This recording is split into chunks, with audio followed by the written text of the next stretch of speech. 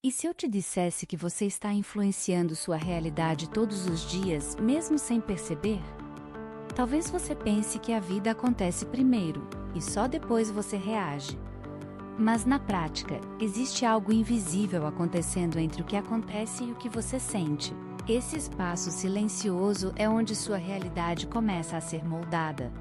Porque o mundo não te entrega apenas fatos, ele te entrega fatos, e a sua mente entrega o significado. E é esse significado que muda tudo. Dois caminhos podem nascer do mesmo instante. Duas pessoas podem receber a mesma notícia, ouvir a mesma crítica, enfrentar a mesma perda ou o mesmo não. Por fora é o mesmo acontecimento. Por dentro não poderia ser mais diferente. Uma dessas pessoas pensa: isso é um sinal de que eu preciso aprender, ajustar, crescer. Ela sente dor, sim, mas também enxerga direção. A outra pensa: isso prova que eu não sou bom o bastante. Ela sente medo, vergonha e cansaço. Depois disso, começa a se proteger. Evita tentar de novo e se afasta da própria chance de mudar. O evento foi igual, a interpretação não. E é aí que mora o conflito da maioria das vidas. Não é apenas o que acontece lá fora, é a leitura que fazemos por dentro. Na psicologia das emoções, existe uma ideia muito poderosa chamada avaliação. Em outras palavras, antes de sentir, você interpreta. Antes de reagir, você atribui sentido. E muitas vezes é esse sentido que vira o volante da sua vida. Pense nisso com calma. Quando você interpreta algo como ameaça, seu corpo responde como se precisasse se defender. Quando você interpreta algo como possibilidade, sua energia muda. A mente abre espaço, o corpo acompanha. E a decisão nasce diferente. É por isso que duas pessoas podem viver a mesma situação e sair dela com destinos opostos. Uma aprende, a outra se fecha. Uma ajusta a rota. A outra conclui que a estrada acabou. Esse processo parece abstrato, mas ele está em tudo. Você já reparou como, quando aprende uma palavra nova ou decide comprar um carro específico, parece que aquilo começa a aparecer em todo lugar?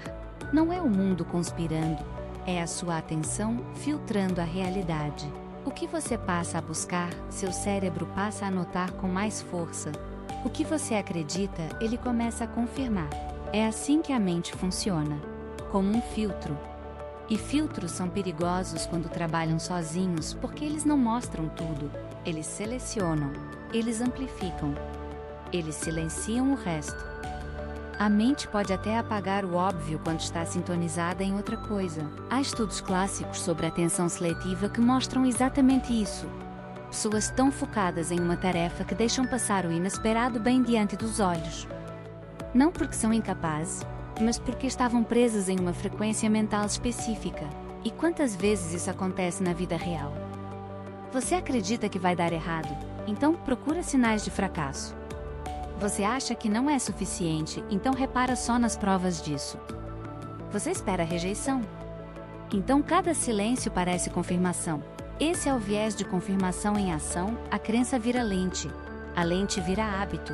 O hábito vira realidade subjetiva. E o mais sério é que isso cria um ciclo pensamento automático. Emoção, comportamento, resultado. Se o pensamento é: isso prova que eu sou incapaz, a emoção tende a cair. Quando a emoção cai, o comportamento evita. E quando você evita, o resultado não vem. Depois, a ausência de resultado parece confirmar a crença inicial. A história se fecha, o medo ganha razão. E você continua vivendo dentro de uma interpretação antiga. Mas existe outro caminho. E esse caminho começa quando você entende que interpretar não é mentir para si mesmo. Não é fingir que a dor não existe.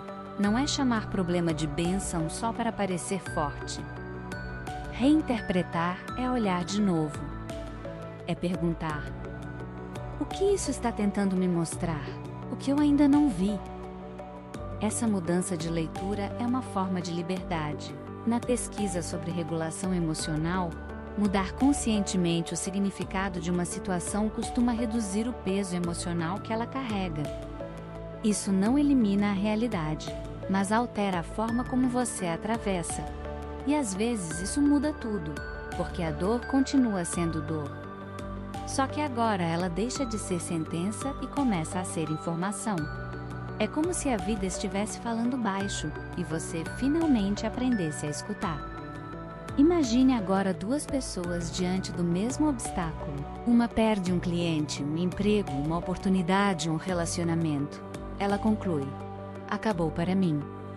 A outra sente o impacto, mas pensa: o que essa perda revela sobre minha estratégia, minhas escolhas, meus limites? A primeira entra em encolhimento, a segunda entra em investigação.